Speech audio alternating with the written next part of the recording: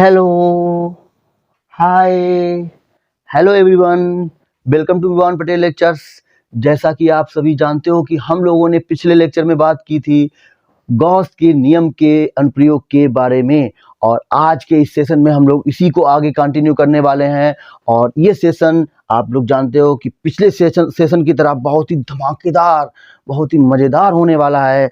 तो आओ यार, कुर्सी की पेटी बांध लो और चलते हैं इस नए बेहतरीन सफ़र की ओर, जो कि बहुत ही मज़ेदार होने वाला है। आप लोगों का साथ है तो फिर इसमें क्या बात है।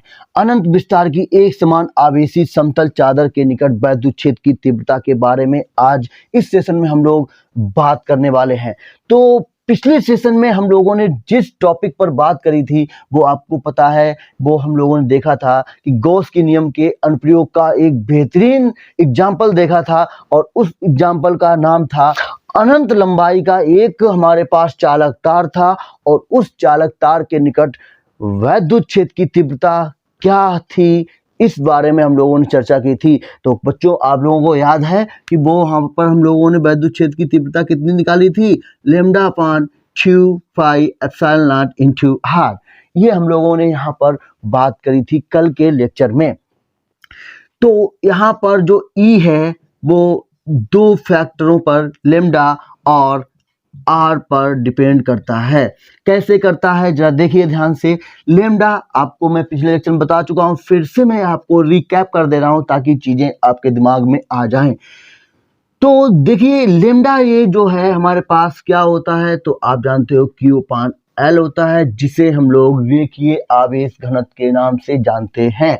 अच्छा, अगर मैं लंबाई को कांस्टेंट समझ लूं, यानी कि निश्चित कर दूं, तो लैम्डा प्रोपोर्शनल हो जाएगा Q। इसका मतलब मैं यहाँ पर बोल सकता हूँ कि E प्रोपोर्शनल टू Q। ओहो हो सर, ये तो बहुत ही बेहतरीन बात निकल के आ गई। अच्छा सर जी, ठीक है, बहुत अच्छी बात है। ई के मान को यदि हमने बढ़ाया, मतलब जो आवेशित चालक तार था उसको अगर हम लोगों ने और आवेश दिया, जितना आवेश के मान को बढ़ाएंगे आप देखेंगे कि ई का मान बढ़ेगा, क्योंकि डायरेक्टली प्रोपोर्शनल हो गया है। ओके सर जी, ठीक है। अच्छा सर, ये आर के बारे में समझा दीजिए, इसको जरा समझा दीजिए अच्छी तरीके से। यहाँ पर थोड़ा हम लोग फंसते हैं। कोई बात नहीं, बिल्कुल नहीं फंसेंगे। यहाँ पर आप देखिए ये उल्टा पुल्टा लिखा है, मतलब कि अगर मैं इसके मान को बढ़ाऊंगा तो इसका मान कम होगा, और अगर इसके मान को मैंने कम किया तो इसका मान बढ़ेगा। अब जरा आप जरा सोचिए कि ये आर क्या है। तो आर हम लोगों ने बात करी थी, जो चालक तार था, जिस बिंदु पर हम लोगों को तीव्रता यानी बिंदु पी पर तीव्रता के बारे में बात करनी थी, उस बिंदु पी की चालक तार से दूरी ली थी हम लोगों ने। इसी बात पर तो हमने चर्चा की थी। जी हाँ सर, आपने बताया था, याद भी आ गया है अब हमको। ओके, तो अगर ये याद आ गया है तो आप जरा मुझे बताओ, अगर मैं यहाँ पर इस दूरी यानी आर को, इस बिंदु पी को यानी इधर बढ़ाऊंगा तो दूरी आर बढ़ेगी, आर के बढ़ने पर ई कम हो जाएगा। और अगर मैं इस बिंदु पी को और पास लाऊं, चालक तार के जितना पास लाऊंगा, मतलब आर को कम कर रहा हूं, तो तीव्रता बढ़ेगी। जी सर, बिल्कुल समझ में आ गया। ओके, क्या समझ में आ गया कि आर के मान को बढ़ाया, मतलब बिंदु पी चालक तार से जितना दूर होगा वहां पर तीव्रता का मान उतना ही कम होगा। और बिंदु पी जितना चालक तार के पास होगा, जितना पास होगा, मतलब कि वहां पर तीव्रता का मान बढ़ेगा। ओके सर जी, समझ में आ गया, बहुत ही मजा आ गया। ठीक है, आगे बढ़ते हैं। सर, आज के इस सेशन में क्या बात होगी? अरे बच्चा, हेडिंग लिखी हुई है, आप लोग देख चुके हैं, मैंने पहले ही बता दिया। ओके सर जी, मुझे याद नहीं रहा आप क्या बता के चले गए थे। बता के गया नहीं, बताया था। अभी मैं यहीं पर हूं, आप देखिए। अनंत विस्तार की एक समान आवेशित समतल चादर के निकट वैद्युत क्षेत्र की तीव्रता के बारे में बात होगी इस सेशन में। क्या आप सभी तैयार हैं? जी हाँ, आप सभी तैयार होंगे, बहुत ही एक्साइटेड होंगे इस सेशन को देखने के लिए, क्योंकि आज जो ये आपके सामने सेशन है वो बहुत ही इम्पोर्टेंट है बोर्ड एग्जाम के लिए। आज मैं सही बोल रहा हूँ? ठीक है, तो सोचा कुछ नया ट्राई करें। ओके, अनंत विस्तार की एक समान आवेशित समतल चादर के निकट वैद्युत क्षेत्र की तीव्रता के बारे में आज हम लोग इस सेशन में जानेंगे। ठीक है बेटा? ओके, ठीक है सर जी। तो समतल चादर यानी कि एक प्लेट, हमने पतली, बहुत ही पतली चादर, यहाँ पर मैं बात कर रहा हूँ पतली चादर के बारे में, ठीक है, पतली चादर, ठीक है बेटा। तो पतली चादर ले ली, ठीक है सर जी, ये पतली चादर ले ली। लेकिन सर यहाँ पर तो लिखा है अनंत विस्तार की, ये तो आपने बोर्ड में ही ला दिए। ठीक है भैया, अनंत विस्तार की हम बोर्ड पे ला दिए, लेकिन ये बहुत लंबी है, ऐसे ये ऊपर अनंत तक गई है, ऐसे ये नीचे अनंत तक गई है। ठीक है मुन्ना, अब तो लग रही है अनंत की। हाँ सर जी, आप समझ में आ रहे। लेकिन सर अभी ये जो है आपने कहा कि एक समान रूप से आवेशित पतली चादर है। ठीक है, मैंने कल्पना कर ली कि ये पतली चादर है, और कल्पना आप ऐसे करिए जितना पतला से पतला आप सोच पाए, मतलब एक कागज जो होता है उससे भी पतली ये चादर है। ठीक है सर जी, ओके, हमने कल्पना कर ली। सर आवेशित चादर बोला है आपने? हाँ जी मैंने बोला है। तो सर ये आवेशित तो है नहीं? हाँ बेटा अभी नहीं, अब होगी। मैंने इस पर प्लस क्यू आवेश दिया। ठीक है सर जी, आपने प्लस क्यू आवेश दिया, ओके, मैंने मान लिया।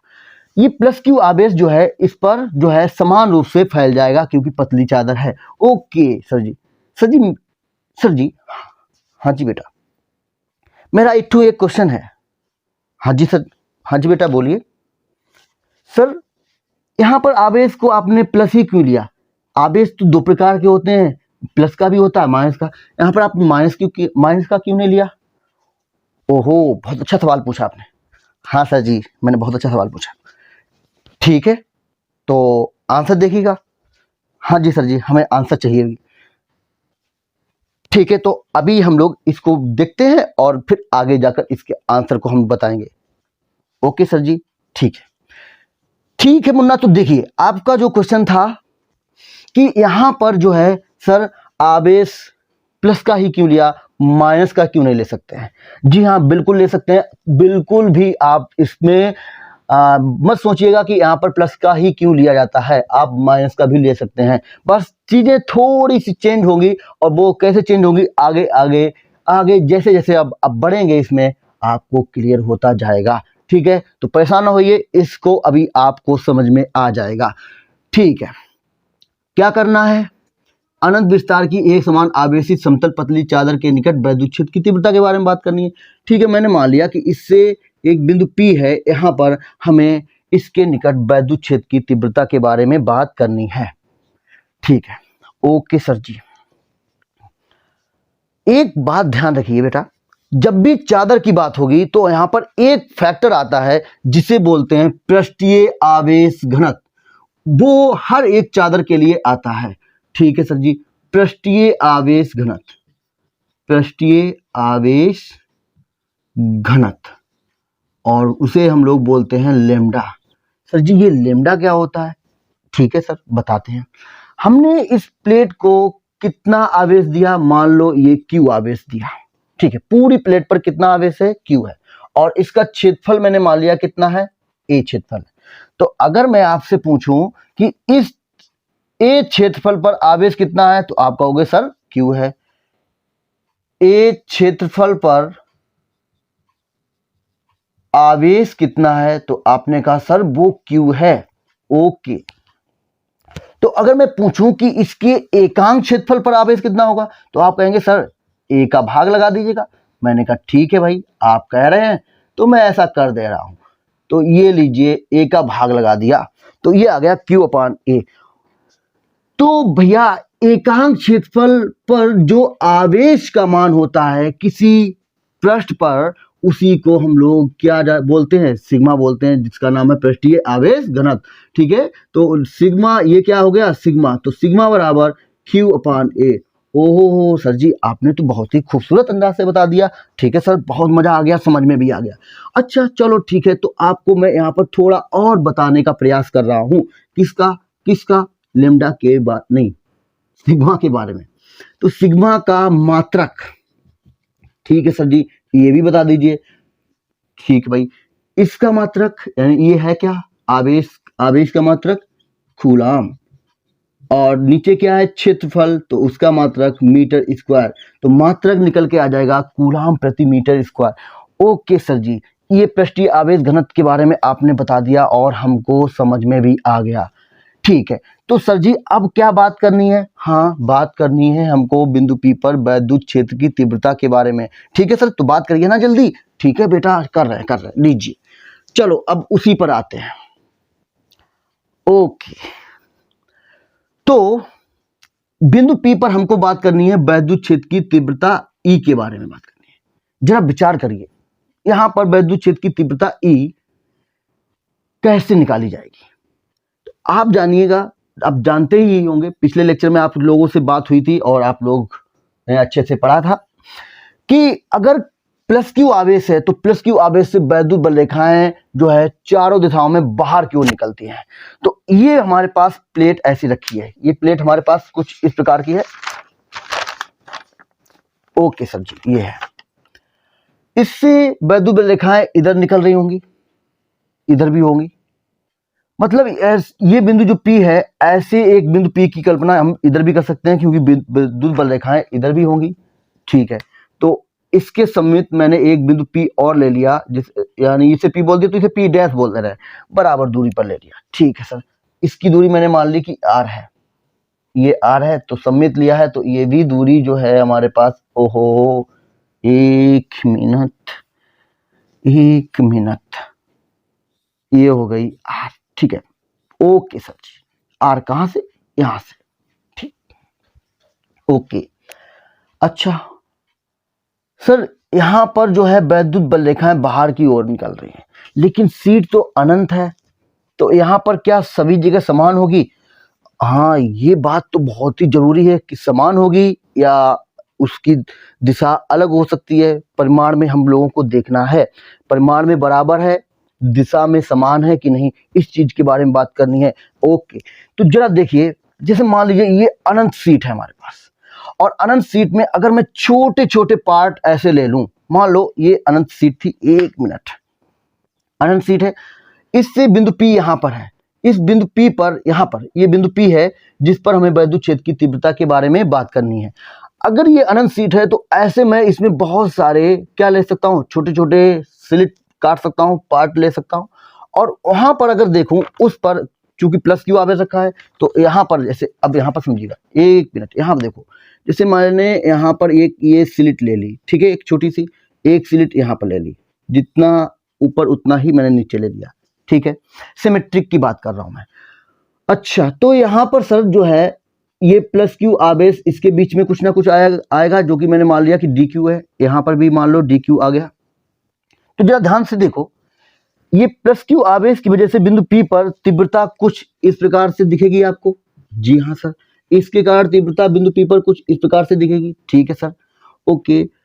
अच्छा, अगर मैं मान लूं कि ये कोण थीटा है, ये कोण भी थीटा होगा क्योंकि दोनों सिमेट्रिक हैं, जितना हमने स्लेट को इस बिंदु से ऊपर लिया है उतना ही नीचे लिया है। ठीक है, तो आपने देखा, क्या देखा कि यहां पर जो है इस स्लिट की वजह से एक तीव्रता इधर गई है, इसके कारण जो तीव्रता लग रही है वो इधर लग गई, इधर गई है। ठीक है सर, यहां पर मान लो कि ये E1 है और ये E2 है।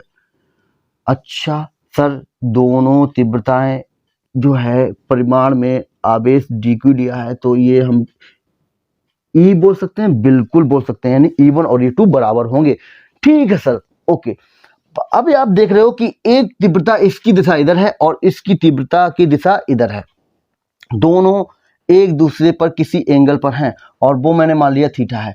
तो यहां पर अगर मैं बात करूं इसके बारे में, तो इसके फैक्टर करूं यानी कि घटक करूं, तो आप जानते हो कि कोण के साथ जो पास वाला है तो वो होता है E cos थीटा, तो ये हो जाएगा E cos थीटा, और ऐसे ही दूर वाला जो होगा वो क्या होगा, E sin थीटा। इससे अगर हम बात करें तो पास वाला E cos थीटा और दूर वाला E sin थीटा। ये हम लोग पीछे लेक्चर में बात कर चुके हैं, बहुत ही बेहतरीन अंदाज से जाने थे। तो ये देखो, इस बिंदु पर E sin थीटा एक ऊपर की ओर और एक नीचे की ओर, दोनों परिमाण में बराबर हैं, तो एक दूसरे को कर देंगे कैंसिल आउट। और बिंदु P पर आपने देखा, क्या देखा कि एक ही दिशा में दोनों के कारण, दोनों स्लिटों के कारण जो तीव्रताएं थी उनकी दिशा एक ही है, परिमाण में बराबर हैं। इसका मतलब कैसे है, इस प्लेट के लंबवत बाहर की ओर है, लंबवत बाहर की ओर है।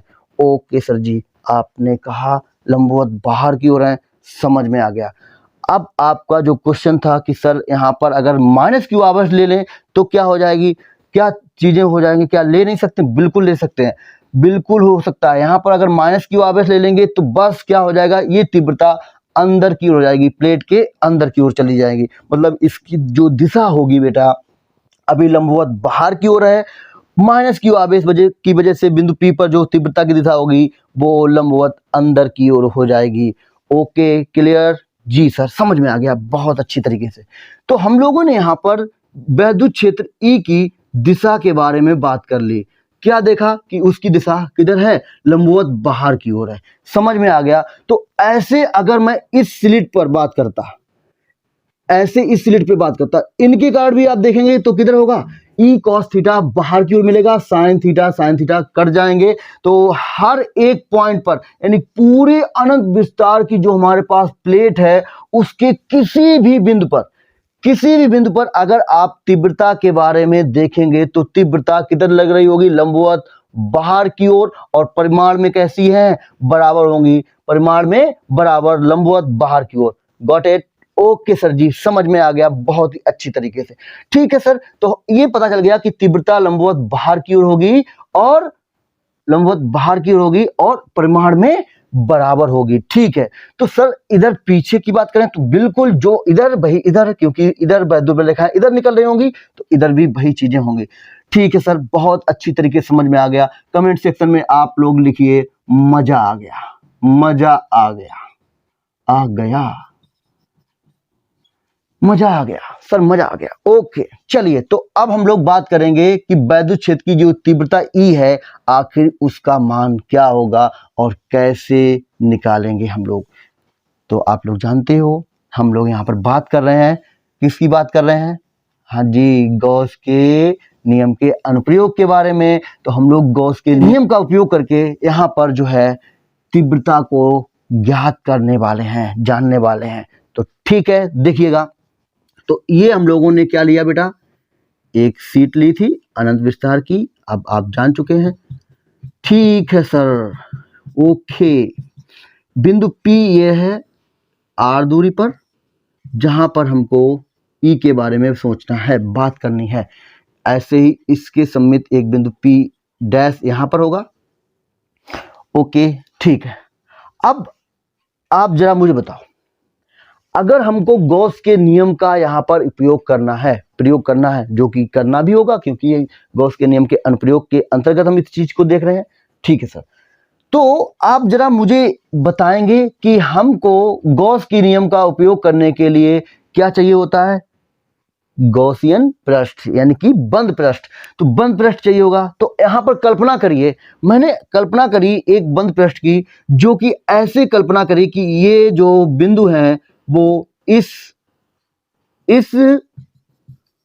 गॉसियन पृष्ठ के अंदर आ जाए। ठीक है, तो मैंने एक बेलन की कल्पना करी इस प्रकार, कुछ इस प्रकार से। मैं सीट को थोड़ा ऊपर कर रहा हूं ऐसे। ठीक है, मैंने एक ऐसे गॉसियन पृष्ठ की कल्पना करी जिसमें ये दोनों बिंदु P और P डैश अंदर आ जाएं, गॉसियन पृष्ठ के अंदर आ जाएं। ठीक है सर, ओके। ये हमारे पास एक गॉसियन पृष्ठ है। ठीक है सर, ओके सर जी, हाँ जी।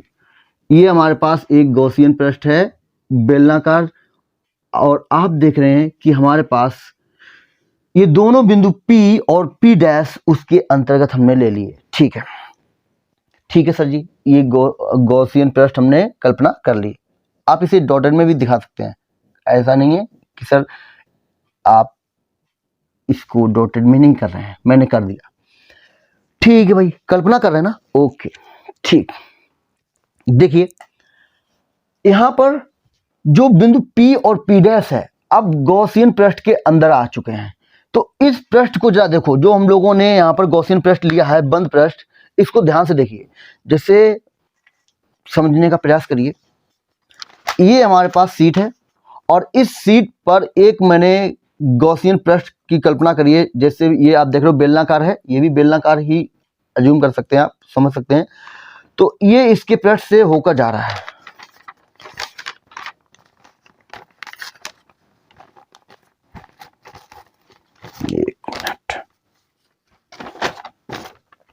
देखिए कुछ इस प्रकार से आप इसको सोच सकते हैं, समझ सकते हैं। तो अब इस गॉसियन पृष्ठ पर थोड़ा ध्यान दीजिएगा। इस पृष्ठ को देखिए, देखो इस वाले पृष्ठ को, यहाँ पर देखो, ये पृष्ठ आपको एक पृष्ठ ये दिख रहा है, ठीक इसी प्रकार आपको यहाँ पर एक पृष्ठ दिख रहा है, और एक आपको ये इधर इस तरफ वक्र पृष्ठ ये दिख रहा है, ऐसे इधर भी दिख रहा है। तो हमारे पास यहाँ पर 4 पृष्ठ आ गए। एक हमारे पास ये वाला पृष्ठ जिसे मैंने नाम दे दिया कि ये पृष्ठ है हमारे पास S1, इस वाले पृष्ठ को मैंने नाम दे दिया कि ये S2 है, और एक ये हमारे पास जो वक्र पृष्ठ ऐसा है, ये देखो ये जो हमारे पास वक्र पृष्ठ है, ये जो वक्र पृष्ठ है, तो ये हमारे पास एक पृष्ठ हो गया, तो इसे बोल दिया मैंने S3, और ऐसे ही हमारे पास एक इस तरफ भी एक पृष्ठ हो जाएगा जिसको नाम दे दिया S4। तो ऐसे हमारे पास 4 पृष्ठ हो गए।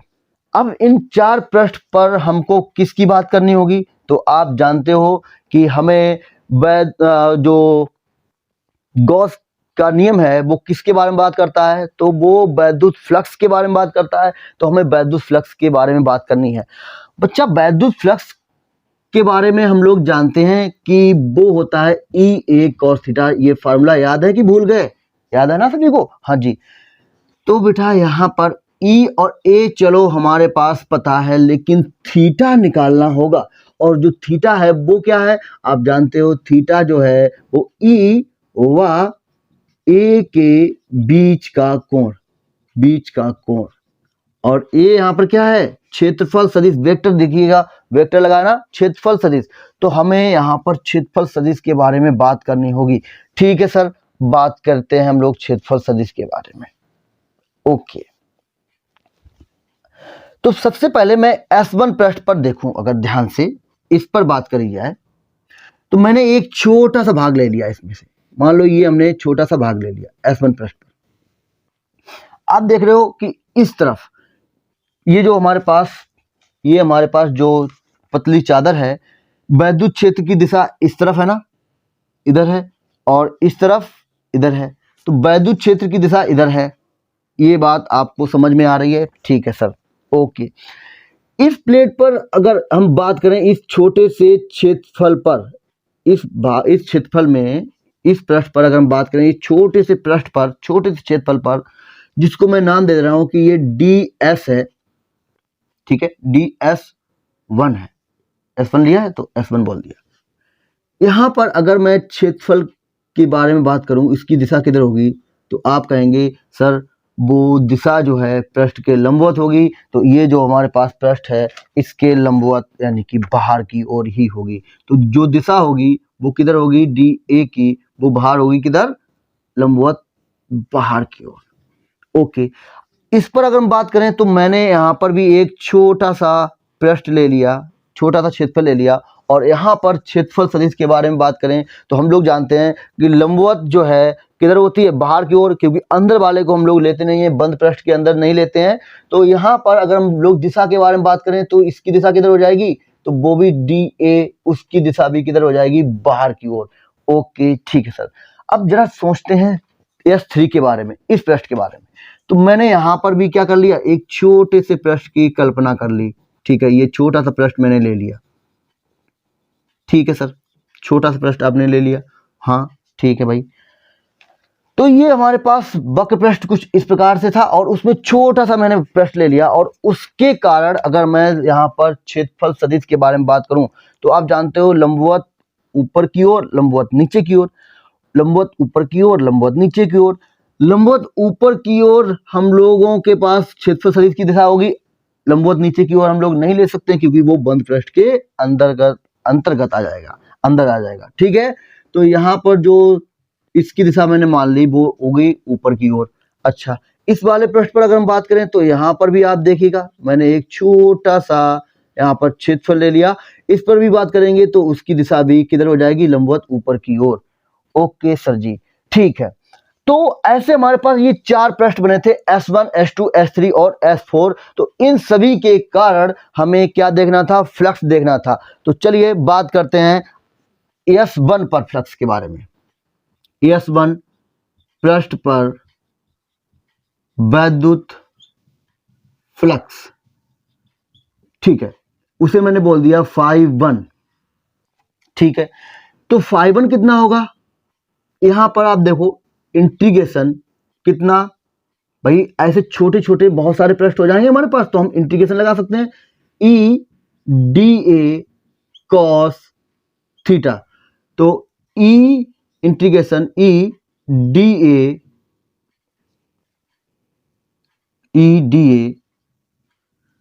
यहां पर आप जरा मुझे बताओ कॉस थीटा, थीटा यहां पर कितना होगा, तो देखो क्षेत्रफल सदिश इसी दिशा में, क्षेत्रफल भी वैद्युत क्षेत्र भी इसी दिशा में, तो दोनों का बीच का कोण कितना होगा, जीरो होगा। तो कॉस जीरो, और कॉस जीरो कितना होता है, कॉस जीरो 1 होता है। तो ये हो जाएगा ई इंटू, यहाँ पर अगर मैं इसके क्षेत्रफल के बारे में बात करूं तो मैंने S1 पृष्ठ बोला था, तो ये यहाँ पर S1 होगा, ठीक है। तो ये फाइव वन बराबर कितना आ जाएगा, ई इंटू S1, यानी कि इंटीग्रेशन डी ए जो हमारे पास है वो छोटे छोटे, यहाँ पर जितने भी हम लोग क्षेत्रफल लेंगे वो पूरा ये पृष्ठ बना रहे होंगे, और उस पृष्ठ को मैंने क्या बोला है, S1 बोला है, तो ये हो जाएगा S1 के बराबर। तो यहाँ पर E इंटू S1, तो ये S1 पृष्ठ पर हम लोगों ने देखा वैद्युत फ्लक्स कितना आया, E इंटू S1। ओके ठीक है, अब बात कर रहा हूं मैं S2 पृष्ठ पर।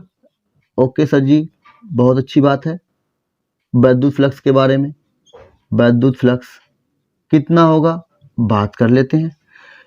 तो उसे मैं बोल दे रहा हूं फाई क्यू बराबर E D A cos theta. तो यहां पर आप देखेंगे कि ई को मैं बाहर ले सकता हूं, और जो डी ए है वो हमारे पास यहाँ पर डी ए और ई के बीच में जो कोण है थीटा, वो भी आप देखो इसमें, ये इस दिशा में, वैद्युत क्षेत्र भी इस दिशा में, दोनों के बीच के कोण कितना हो जाएगा, जीरो हो जाएगा, क्योंकि दोनों की दिशाएं एक ही हैं।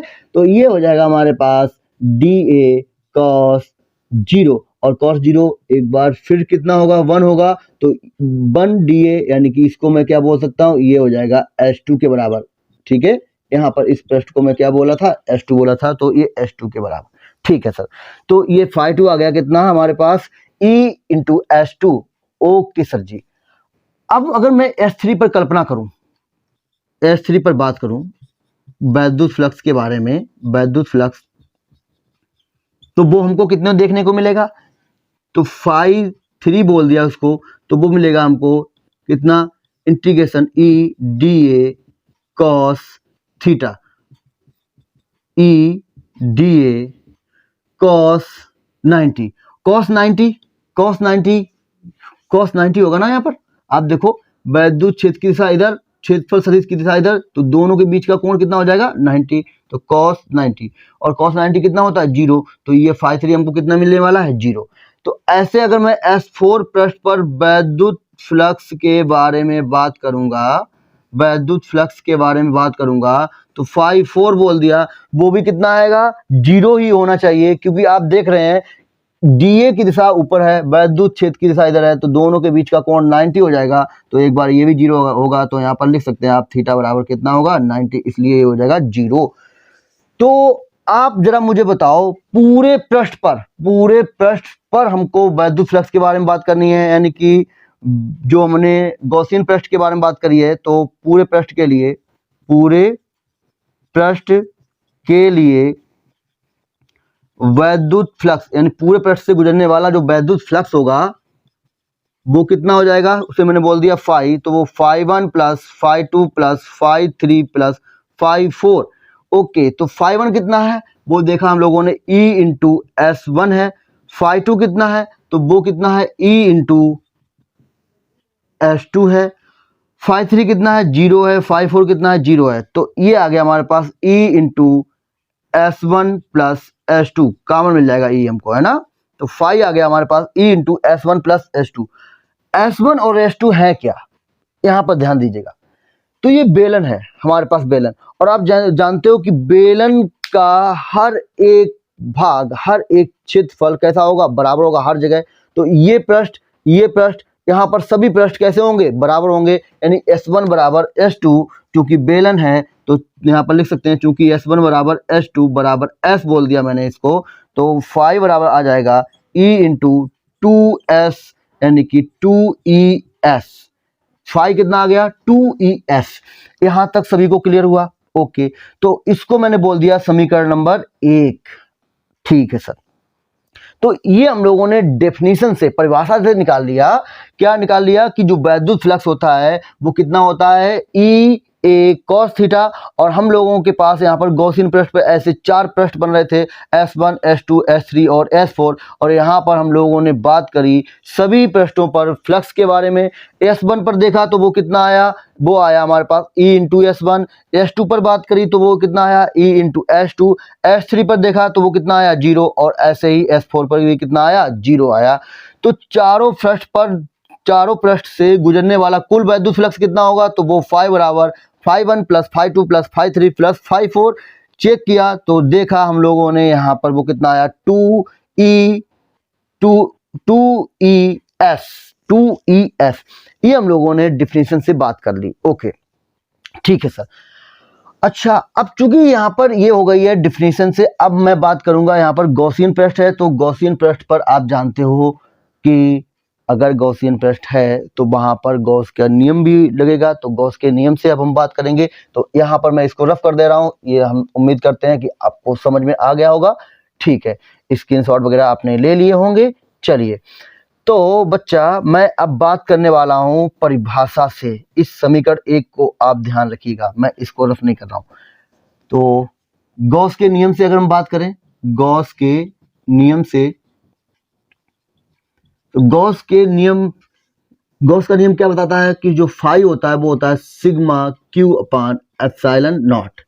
और जो सिग्मा क्यू है वो आप जानते हो क्या है, गॉसियन पृष्ठ के अंदर उपस्थित आवेश, गॉसियन पृष्ठ द्वारा घिरा, जो पृष्ठ है उसके द्वारा घिरा हुआ जो कुल आवेश है उसकी बात होती है।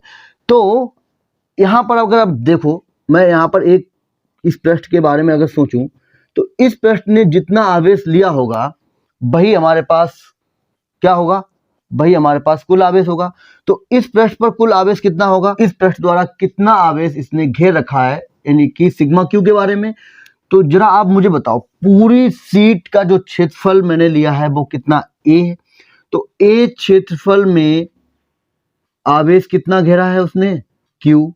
ठीक है, तो एकांक क्षेत्रफल में कितना घेरेगा, तो वो हो जाएगा क्यू अपान ए। और इसको हम बोलते हैं क्या, सिग्मा। तो एकांक क्षेत्रफल में जो घिरा हुआ आवेश है वो कितना है, सिग्मा है। आवेश का पृष्ठीय घनत्व हो गया। ठीक है, पृष्ठीय आवेश घनत्व हो गया। और हमें बात करनी है इस क्षेत्रफल द्वारा घिरा हुआ कुल आवेश। तो इस पृष्ठ द्वारा घिरा हुआ कुल आवेश कितना है, तो ये पृष्ठ S1 और S2, चूंकि ये बराबर S है, मैंने S लिया है, तो ये S, ये भी S होगा। ठीक है, ओके। तो यहां पर आप देखिएगा कि S क्षेत्रफल द्वारा घिरा हुआ आवेश, यही तो बंद पृष्ठ है, तो यही हमको चाहिए होगा। तो S क्षेत्रफल द्वारा घिरा हुआ आवेश कितना हो जाएगा, तो सिग्मा इंटू S हो जाएगा। कितना हो जाएगा, सिग्मा इंटू S। और जो S क्षेत्रफल द्वारा घिरा हुआ आवेश है वही हमारे पास क्या है, सिग्मा क्यू है। तो सिग्मा क्यू कितना हो गया, सिग्मा क्यू बराबर सिग्मा इंटू S। ठीक है, यहाँ पर ये जो सिग्मा है वो क्या है, पृष्ठीय आवेश घनत्व। ओके, तो गॉस की प्रमेय से अगर हम बात करें अब फाई, तो कितना होगा, सिग्मा क्यू कितना, सिग्मा इंटू S बटे एप्सिलॉन नॉट। इसे बोल दिया समीकरण नंबर 2। तो समीकरण 1 और 2 को जरा ध्यान से देखिए। आप क्या देख रहे हैं, आप समीकरण 1 में जो फाई की वैल्यू है वो कितनी है, 2ES। और समीकरण 2 से जो फाई की वैल्यू है वो sigma S upon epsilon not.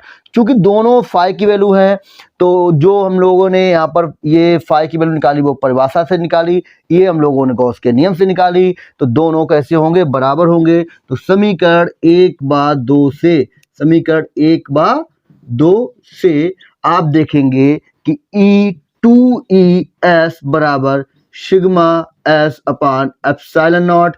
S से S कट जाएगा, E बराबर आ जाएगा सिग्मा अपान 2 एप्सिलॉन नॉट।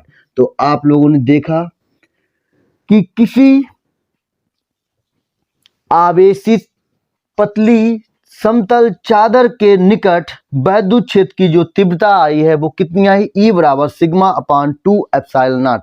यहाँ पर आप एक चीज देख रहे होंगे कि इस बिंदु P को हम लोगों ने R दूरी से, यानी प्लेट से R दूरी पर लिया था। ये जो R वाला फैक्टर है यहाँ पर नहीं है, यानी इसका मतलब है कि किसी समतल प्लेट से, समतल आवेशित प्लेट से यदि हम लोग वैद्युत क्षेत्र की तीव्रता के बारे में बात करते हैं तो बिंदु P की जो दूरी होती है वो तीव्रता पर, यानी ये जो R जो है वो निर्भर नहीं करता है, यानी बिंदु P R पर निर्भर नहीं करता है। सिग्मा बराबर, यानी E बराबर सिग्मा अपान एप्सिलॉन नॉट, ठीक है, sigma upon 2 epsilon not, sorry my mistake, E बराबर सिग्मा अपान 2 एप्सिलॉन नॉट, ये हम लोगों ने देख लिया। ओके सर, अब आपसे मेरा एक सवाल है। क्या सवाल है? चलिए बात करते हैं कि मान लीजिए ये हमारे पास प्लेट है कुछ इस प्रकार से, ठीक है, ये समझ में आ गया सभी को? रफ कर दें, ओके, आगे बढ़ा जाए, ठीक है। तो हम लोगों ने देख लिया कि किसी आवेशित प्लेट के पास जो है कितना वैद्युत क्षेत्र की तीव्रता होती है, तो सिग्मा अपान 2 एप्सिलॉन नॉट। मान लो अगर यहां पर आवेश जो है अगर माइनस का होता तो क्या होता? तो बिल्कुल यही होता। जो हमारे पास वैद्युत क्षेत्र की तीव्रता निकल के आई है, अगर हमारे पास प्लस प्लेट थी, मतलब जब आवेश प्लस का था तो देखा इसमें वैद्युत क्षेत्र की तीव्रता की दिशा बाहर की ओर होती है, और कितना निकल के आया वैद्युत क्षेत्र की तीव्रता? तो E बराबर सिग्मा अपान 2 एप्सिलॉन नॉट। अगर ये प्लेट हमारे पास ऋण आवेशित होती तो इसके कारण जो तीव्रता होती बिंदु P पर, वो उसकी दिशा अंदर की हो जाती, और वो भी कितना आता है? सिग्मा अपान 2 एप्सिलॉन नॉट, ठीक है। तो अगर आपके पास प्लस की प्लेट है, मतलब अगर उस पर आवेश प्लस है, तो उससे जो वैद्युत क्षेत्र की तीव्रता होगी वो किधर होगी? बाहर की ओर होगी, और कितनी? Sigma upon 2 epsilon not. और अगर आपके पास ऋण आवेशित प्लेट है तो उस पर जो तीव्रता होगी उसकी दिशा अंदर की होगी, और जो तीव्रता होगी वो कितना? सिग्मा अपान 2 एप्सिलॉन नॉट, इतनी ही होगी। अच्छा सर जी, ठीक है। अब आपसे एक मेरा क्वेश्चन है। क्या क्वेश्चन है? जैसे मान लो हमारे पास एक प्लेट है, इसको मैं रफ कर दे रहा हूं,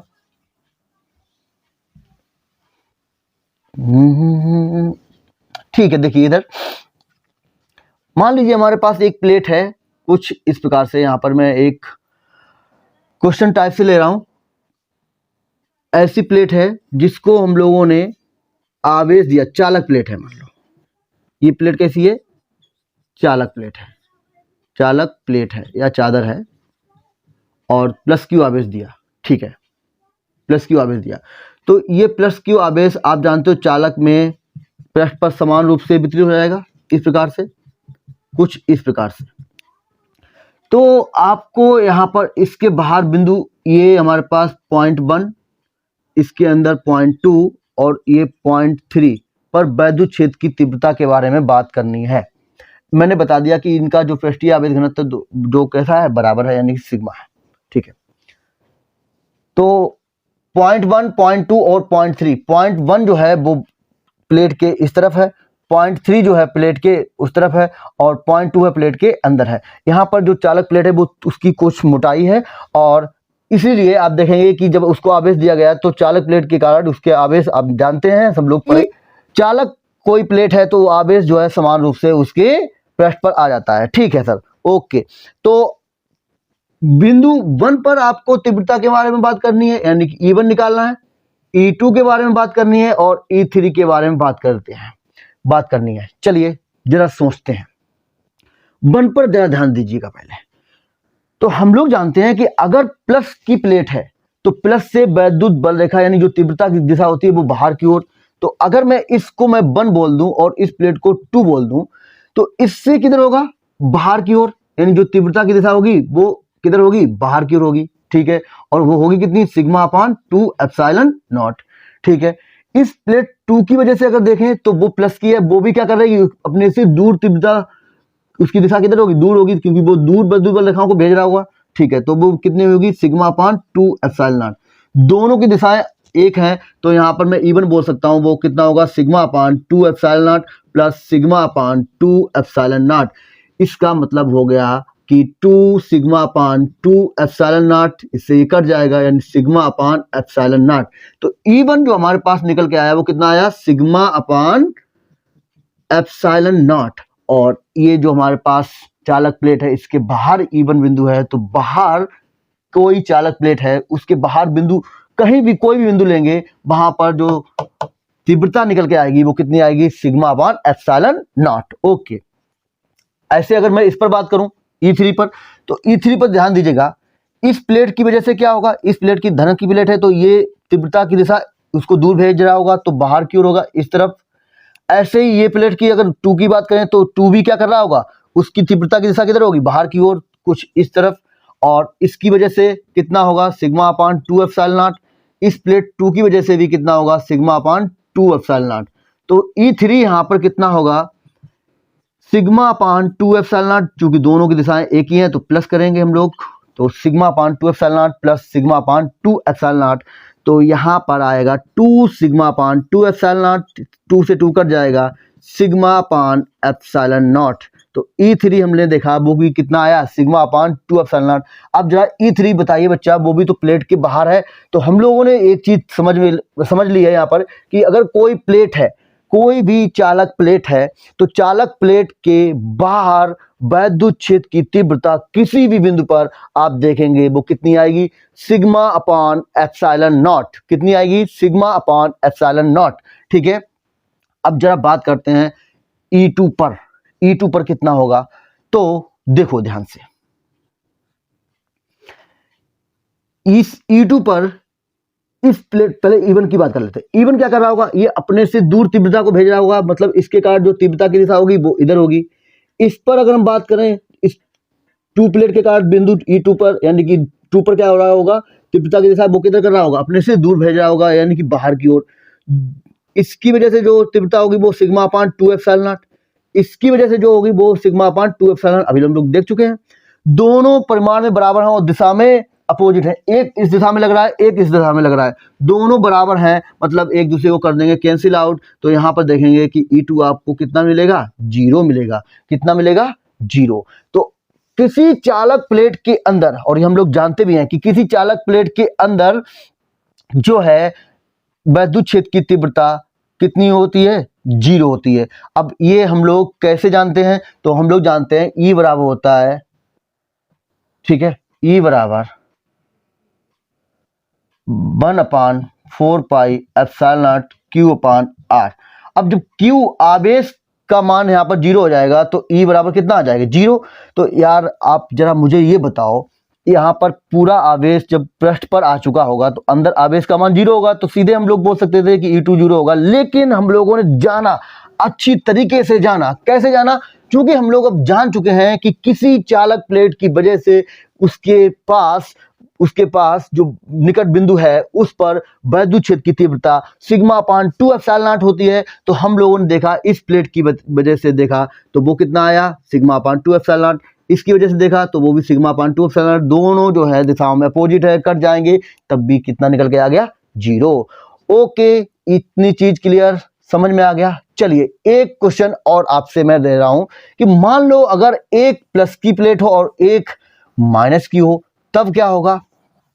ठीक है, ओके, तो क्वेश्चन कुछ इस प्रकार से है। अब की बार आपके पास टॉपिक रिलेटेड क्वेश्चन ही पूछ रहा हूं मैं आपसे, कुछ नया नहीं यहां पर मैं पूछ रहा हूं आपसे। क्वेश्चन ये है कि हमारे पास 2 प्लेट हैं, एक इस बार मैंने एक प्लेट ली कुछ इस प्रकार से, ये प्लस की है, और एक प्लेट जो है वो माइनस की है, माइनस का आवेश है। दोनों का पृष्ठीय आवेश घनत्व जो है वो सिग्मा है, बराबर है। तो बच्चों यहां पर आपको बात करनी है इस बिंदु पर, यानी कि इसको मैंने 1 बोल दिया, इस बिंदु पर और इस बिंदु पर तीव्रता के बारे में बात करनी है। यानी बिंदु 1 2 3 पर आपको तीव्रता के बारे में सोचना है, कितनी होगी तीव्रता। चलिए देखते हैं। ओके, सबसे पहले मैं 1 पर देखता हूं, तो आप बताइए मुझे, मैंने अभी आपको बताया था कि अगर प्लस प्लेट है, यानी आवेश जो प्लेट है उस पर अगर प्लस आवेश है तो उसके कारण जो तीव्रता होती है वो बाहर की ओर होती है, और हम लोग जानते हैं कि कितनी होती है। तो इस प्लेट की वजह से इस बिंदु एक पर, बिंदु एक पर जो तीव्रता की दिशा होगी वो इधर होगी। इतनी बात समझ रहे हो? ओके। कितना होगा? सिग्मा अपान 2 एप्सिलॉन नॉट, हम लोग पीछे अभी तो निकाल ही चुके हैं। ठीक है, माइनस की वजह से क्या होता है? तीव्रता की दिशा अंदर की होती है, और परिमाण में कैसे होते हैं? बराबर ही होते हैं। तो ये भी कितना होगा? Sigma upon 2 epsilon not. तो बिंदु 1 पर अगर मैं तीव्रता के बारे में बात करूं, E1 के बारे में सोचूं, तो आप देखो एक इस धन प्लेट की वजह से बाहर की ओर लग रही है, ऋण प्लेट की वजह से इस पर अंदर की ओर यानी कि इधर लग रही है। दोनों अपोजिट है और बराबर है, दोनों अपोजिट है और बराबर है। तो मतलब क्या होगा? यहां पर ये एक दूसरे को कैंसिल कर देंगे, मतलब E1 कितना आएगा? 0। ठीक है, बात करते हैं E3 पर। तो प्लस की वजह से बाहर की ओर, इतना समझ रहे हो, माइनस की वजह से अंदर की ओर, मतलब इस तरफ कितना? Sigma upon 2 epsilon not. ये भी सिग्मा अपान 2 एप्सिलॉन नॉट बराबर है, कट जाएंगे। यहां पर E3 भी कितना आएगा? 0 आएगा। बात करते हैं 2 पर। बिंदु 2 पर क्या होने वाला है जरूरत देखो। जब प्लस प्लस की दोनों थी तो हमने देखा 0 था, लेकिन अगर अब माइनस की एक आ गई तब क्या होगा? जब ध्यान से देखिए, ये क्या करेगा? इसकी वजह से बिंदु P पर जो तीव्रता की दिशा होगी वो बाहर की ओर, यानी कि अपने से दूर भगा रहा होगा, इधर इस तरफ कर रहा होगा। और ये माइनस की वजह से वो क्या कर रहा होगा? इसकी तीव्रता की दिशा क्या होगी? अंदर की ओर, यानी कि वो अपने पास बुला रहा होगा। तो इसकी वजह से किधर होगा? इस दिशा में लगेगा, और इसकी वजह से भी वो अपने पास बुला रहा होगा, तो यही होगा। इसकी वजह से कितना? Sigma upon 2 epsilon not. इसकी वजह से भी कितना? Sigma upon 2 epsilon not. दोनों की दिशाएं एक ही हैं, तो हम लोग यहाँ पर प्लस लगा सकते हैं, मतलब कि ये हो गया 2 सिग्मा अपान 2 एप्सिलॉन नॉट। तो 2 से 2 कट जाएगा, तो कितना आ जाएगा? Sigma upon epsilon not. यानी कि जो E2 है वो कितना आया? Sigma upon 2 sigma upon epsilon not, sigma upon epsilon not. मतलब अगर एक हमारे पास प्लस की प्लेट है और एक माइनस की प्लेट है, उसके अंदर अगर हम लोग वैद्युत क्षेत्र के बारे में बात करेंगे तो वो कितना आएगा? Sigma upon epsilon not. और यही चीज अब आगे आने वाले लेक्चर में आप देखेंगे कि संधारित्र हमारे पास बनता है, एक प्लस की प्लेट और एक माइनस की प्लेट। तो वहां पर हम लोग इसको और अच्छी तरीके से संधारित्र पर चर्चा करेंगे। ठीक है, तो आज के इस लेक्चर में हम लोगों ने बहुत कुछ सीखा, बहुत कुछ अच्छा हम लोगों को सीखने को मिला, और सारा कुछ बहुत ही इंपॉर्टेंट था। बोर्ड एग्जाम के लिए अच्छी तरीके से प्रिपेयर कर लीजिएगा। वीडियो आपके लिए बहुत ही यूजफुल होगा, महत्वपूर्ण होगा। पसंद आए तो इसे जरूर लाइक करिएगा, और जो है मिलते हैं हम लोग कल किसी नए वीडियो में, किसी नए टॉपिक पर। जय हिंद, जय भारत।